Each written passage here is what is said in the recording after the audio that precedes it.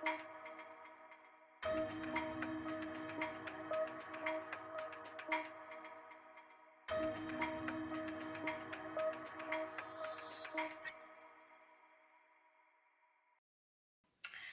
morning, everyone, and welcome to the Laws of Life webcast network. And today we are now starting the Laws of Business Breakthroughs, hosted by Bimal Shah, the CEO of Rajparth Achievers.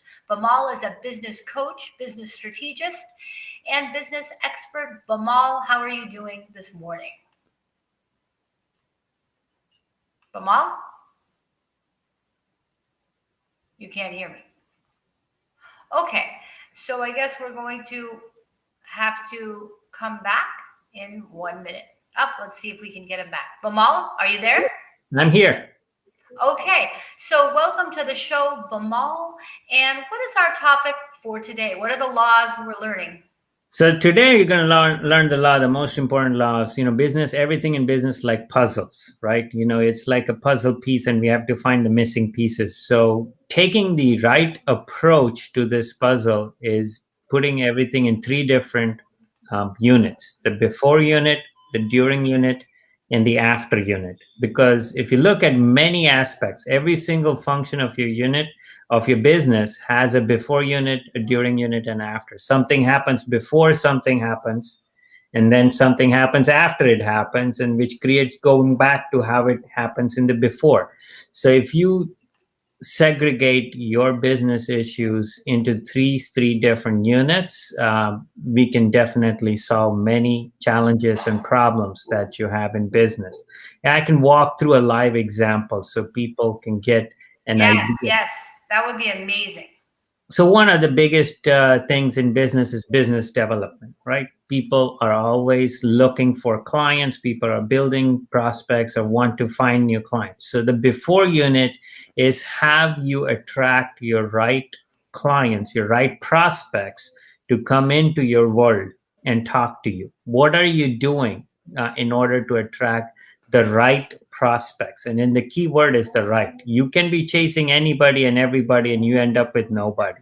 So you want to be chasing the right people and the ideal client. You're not for everybody, and you have to get that in your head that you can't serve the entire world unless you have a massive investment, volume, scale, people, resources to scale to that level. Okay. Or unless you're building something online, e-commerce, or you're doing, a launch or a quick start, then, you can reach the masses. But if you're trying to reach a specific target audience, you should reach that and know who you're trying to reach. So that's your before unit. Okay, what are you doing? Do you know your target audience? Do you know who you want to reach to? Do you have a list? If not, if you scan the QR code, I'll help you build your 5-star prospect list. So that's your before unit. Now, going into your during unit is what are you doing for that prospect once you have identified for that prospect to step in to your world and have a conversation with you? How is that prospect knowing about you?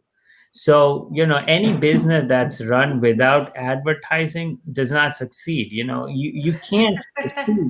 Yes, that's right. Advertising. You have to. Advertising, PR, marketing. So people often confuse advertising and marketing and sales. So I'll make this very simple. Marketing is everything that you do to get your ideal pre-qualified, predisposed, pre-interested, pre-motivated prospect on the phone or face-to-face or on the screen. Everything that you do before that is marketing and advertising. Okay, sales is everything that you do while they're on the screen, while they're on the phone, while they're on your face-to-face meeting. That's sales. Of course. Okay. It's a very important distinction. Yeah, because sometimes people confuse, say, I need to hire a marketer. And what marketer mostly people refer to is a prospector who goes out there and hunts for business.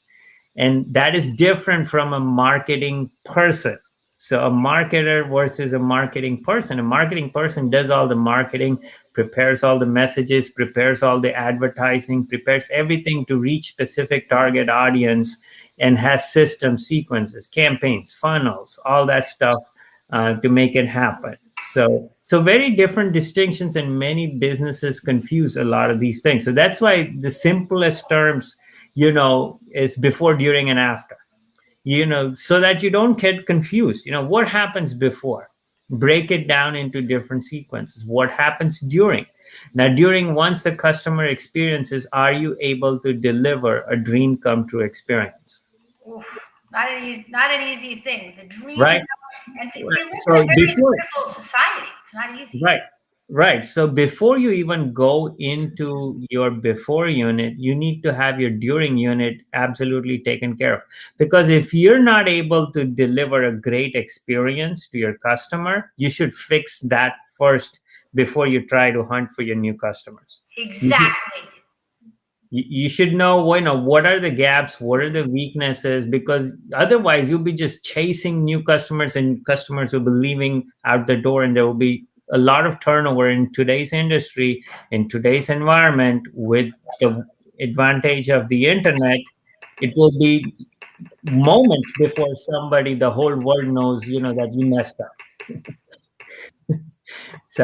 So it's very critical that you have your I's dotted and T's crossed, and you make sure you deliver a great experience. So that's your during unit. And after unit, in this business development example, is how you make your customers as multipliers, how they give you referrals, how they become multipliers. What do you do with your current prospects and current database that gives you more customers, so you don't have to go out and hunt for new?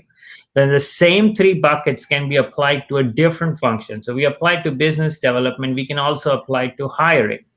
Like when you're hiring people, what are you doing before you get the candidates in the door to interview, to get them to come to interview? Are you interviewing the right candidates? Are you interviewing anybody and everybody? Are you sifting through tons and thousands of resumes to find the ideal one? It's a complete waste of time to just go through resumes to find the right person. You should have an automated system where you're only looking at the person that ideally matches your profile. True. That should be your process in your before unit. The during unit is how you deliver a great experience to the candidate, because it's two-way street. When you interview a candidate, even though you're asking questions of a candidate, the candidate is also visualizing and thinking about whether I not want to work here or not. So it should be a two-way interview where both things are satisfied. So then you go into the after unit, is how they retain your employees, how they stay there and get you more key employees. So these three units, before, during, and after unit, can be really helpful. So yeah, one question: what's your opinion on virtual business card? Any type of message that works, go ahead and use it. As that is no such thing as don't use the business cards or use it, but as long as your business card is clear and gives a clear message, it's not too crowded and confusing. I mean, it doesn't matter whether you're in person, you're saying something, or whether you're in your ad and you say something, or whether you're in your business card and you say something. It should be crystal clear on what you're delivering. The customer should understand in less than 5 seconds what you're all about. And if they don't get it, if your business card is a menu of services, I do everything, people are going to walk away. That's right. That's great advice. And Beverly, thank you for that question. And that's what I tell you guys. This show, it's worth millions. Come on to this show every Monday. You can ask Bimal any question you want. And that is a great question. So, Beverly, we will send you a copy of Bimal's latest book. Right. Email me at Blanca, lawsoflife.shop with your emails. And I'll give what was her name that she asked? Beverly. I'll give you 5 keywords for your virtual business card. Have a definitive, deliverable, desirable, measurable, valuable result that you point out in your business card. When you have that, a definitive, deliverable, desirable, measurable, valuable result that you mention in your virtual business card. You can have that go to a link, to a funnel. There's all kinds of advantages with a virtual business card. So have that on your virtual business card. That's another piece of, I mean, that's another diamond. And we have hello from Camille Robb. Camille, we're wishing you safe travels. Camille's been in Africa. Now she's going to Paris. Camille Awesome. is amazing and a very loyal listener. We really appreciate it. Even in Africa, she tunes into your show. Camille, we offer you safe travels and lots of prayers and I'll tell you a funny story about my trip to Paris. So we were in Paris when these riots were happening, actually, when, lots of things were happening in France. And we were actually in the Eiffel Tower, and everybody had been ordered to evacuate. And we were kind of just enjoying, and we're still going up. But the elevator was still going up. So our family was the only one in the entire Eiffel Tower on the top, where you see the beautiful view, and it was amazing, but we were the only ones. And when we exited, we were able to see from under below because it was lighted. But there was a guy who was climbing the Eiffel Tower from the side. What? At that time, yeah. Oh my gosh. That's crazy. Yeah. So no that's problem. what happened. That's what happened. You know what? It's so funny how you never forget those things. And it was only your family on top of the Eiffel Tower. So I'm sure your kids will never forget that day, right? Right. And my daughter was she was so tired. She was actually sleeping in one of the areas, and we got her out. Hey, everybody's getting evacuated. Let's get out. That is so funny. Oh my gosh. So adorable. Well, let me tell you, I mean, time just flies. We only have the pilot. Time flies, but we're the pilot. That's true. It really does. And so, Bimal, this has been a really valuable lesson on the before, during, and after. But then I love the subliminal lesson of applying it to the recruitment scenario, delivering a good experience of attracting the right employees and contractors. So it applies to the marketing experience. It applies to the sales experience. It applies to the recruitment experience. Does it apply to any other type of scenarios you can think of? Absolutely. Every single function. I can give you an example in training. Let's say when you train your employees at your office or at your workplace, how do you get your employees to come to the training? Because many of the businesses are, they have a hard time getting people to come into the room for training, or even coming to the Zoom training. Or how do you get them to pay attention to what's being trained? Okay, that's the before unit. During unit is while they're getting trained. Okay. After unit is what do they do after the training, so to make sure that the training is executed. Okay, so that's on training. Technology. When you're using technology in your business, how are you evaluating what technology, what you need to use? What happens before you make, all the analysis on what technology resources you need to bring? While you're implementing the technology with the contractors or with the people or with the in-house staff, what is happening and how you're testing and experimenting that technology? After you implement, how are you implementing to make sure that you have a smooth, consistent flow and upgrade and constant updates? Now, software is real bad, hardware, like think about our cars. If there was a small defect in our car, there's a recall, that's an immediate recall, right? How many problems we have faced on our iPhones or Droids, but there's no recall, right? We just have to deal with it. So software is really, really behind and bad. No matter which way you look at it, because a lot of these people, they get paid for bugs, Yes, they do. It's pretty extraordinary. Well, that's amazing, Bimal. You always teach us so much. And what keeps you going? As not only are you building your own business, and you're doing it so beautifully and effortlessly, but you're also building the businesses of your clients. How do you stay physically, mentally, and emotionally in balance? What's your law of life on that? It's a daily time system that I follow. It's 4 quadrants and a halftime, like the Super Bowl. You charge yourself first before you start your day. Okay. That's your first quarter. Second quarter is you proactively plan your day and work the plan of the day. So you have your biggest victories and biggest things that you want to accomplish, make the day meaningful and transformative, and make sure you're getting those out of the way and structuring. And you don't have to do everything. You don't have to react to everything. Making sure that, within all your feeding mechanisms, you have all the VIP notifications enabled. So you can respond to important things quickly, um, and respond quickly, so you can convert that into opportunities and move forward. The halftime is to reflect, reconnect, recharge, and then the third quarter is reactive, and the fourth is disconnect. You know what we might have to do, Bimal? We might have to get the cameras and follow you around one day.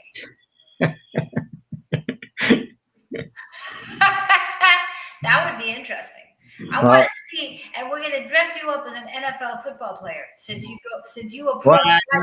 Well, I'm not that. I mean, if you compare me to a football player, I need to get as fit as them, right? Maybe I'm not as fit. But mentally, you are, because you divide your life into the quadrants of the game. You're always motivated. You're always positive. We're learning so much from you, Bimal. This is gold. This is gold, what you are teaching us. And I hope that everybody tunes in next week. And every Monday at 10:30, from 10:20, 10:25 to about 10:45, we'll be going live with Bimal. Mark your calendar, bring your questions, and join us. There's another question. How long? We only have a couple of minutes. How long would you say? Let's try 5 questions. Okay. How long you should follow up with someone that they say they're interested what you do, so you don't seem like you're pushing too hard. So this is where a great question. So this is where your sequencing system comes about. There is a sequencing system, means you have a follow-up mechanism where you educate with different nuggets on an ongoing basis to that individual until that person is ready. So you're always saying, whenever you're ready, here's 5. And here's what you can do, Camille. In your signature, in your email signature and something, you can say this: whenever you're ready, here's 5 ways I can help you. And you can say that, so you're not pushing that, are you ready? When you're going to be ready? So that we can get started. What you're asking them, you're keeping it easy. Whenever you're ready, here's 5 ways you can get started, or 3 ways you can get started, and let that person join your world whenever they're ready. But until then, they're consistently fed educational materials about what you do. So your education is nonstop. And until that person decides to leave or opt out, you consistently feed educational materials. Exactly. That's so. It really is a process of building muscle, building content, building creations to keep your colleagues and your connections engaged. That's why I do the weekly networking event, because it's my way of staying connected, and I need to upgrade my content creation even more by developing more materials. I say to Camille, the gold is in the follow-up. The gold is in the follow-up. So never give up your follow-up. Never give up your follow-up. Boom. Another piece of gold. All right. So Camille, email us your address. We will send you a copy of Bimal's book. We need to wrap. Bimal, thank you for all you do to support our community and keep us ignited. Right. Thank you. See you next week. Thank you. It was awesome. Thank you.